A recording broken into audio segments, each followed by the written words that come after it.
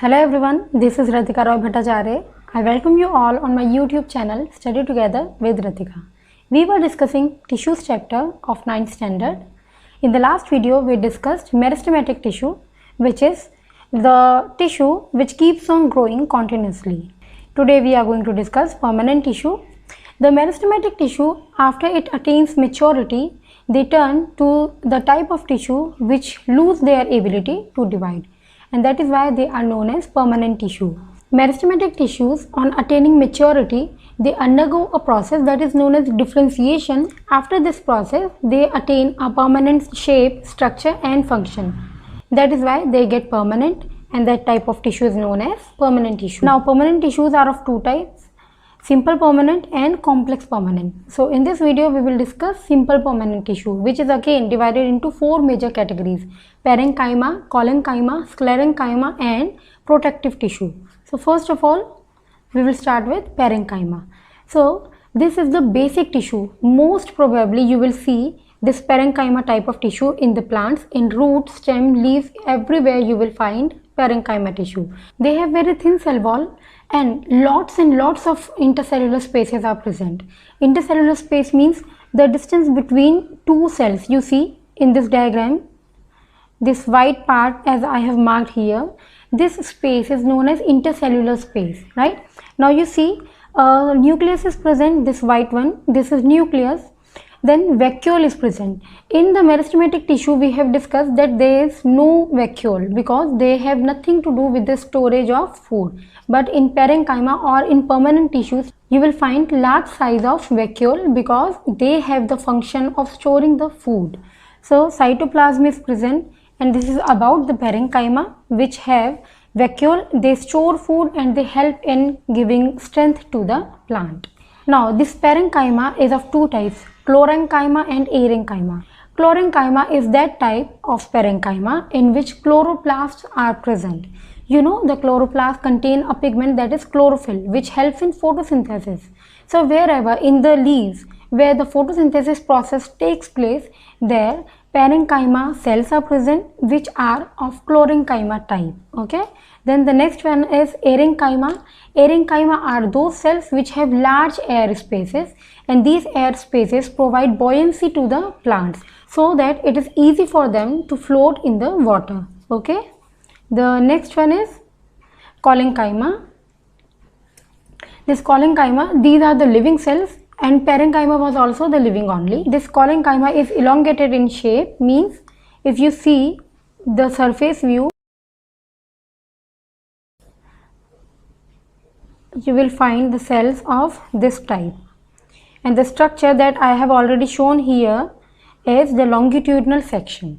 Okay. Then the corners are thickened because of the presence of cellulose. You see here in this diagram, these corners are so thick because of the deposition of cellulose.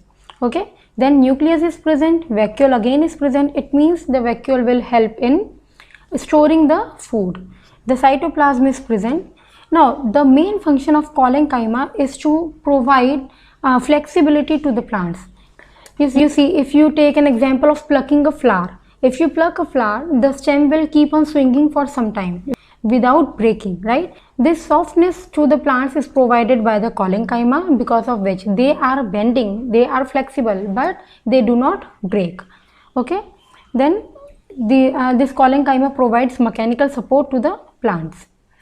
So 2 points we have discussed: parenchyma and collenchyma. In parenchyma, no deposition is present. That is why the cell walls are very thin. In collenchyma, the cell walls are thick because of the deposition of cellulose. This is the major difference between them. Now the next one is sclerenchyma. In sclerenchyma, they have narrow and long cells, and the cells are dead. This is major point of this sclerenchyma, that the cells are dead.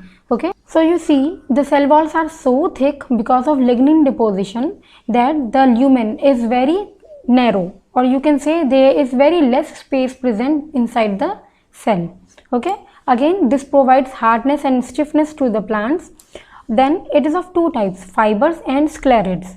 If the cells are long, narrow and thick, then it is of fiber type, and if the cells are irregular in shape, then It is a sclerid type. Now the next type is protective tissue. Protective tissue, as the name indicates, protects the plant body. If you see, the plants are completely covered by a very thin layer that is of epidermis. Okay, so that epidermis is a tissue which is known as protective tissue. It forms a continuous channel over the surface of the plants, and in between the continuous channel there are small pore-like structures which are known as stomata. If you see this diagram, or this continuous layer is known as epidermis, and between this a small pore-like structure is present which is known as stomata, which helps in gaseous exchange. This stomata is guarded by guard cells which is of kidney bean shaped. Now if you see the surface view of this protective tissue, you will find these guard cells along with stomata, and these are the cells.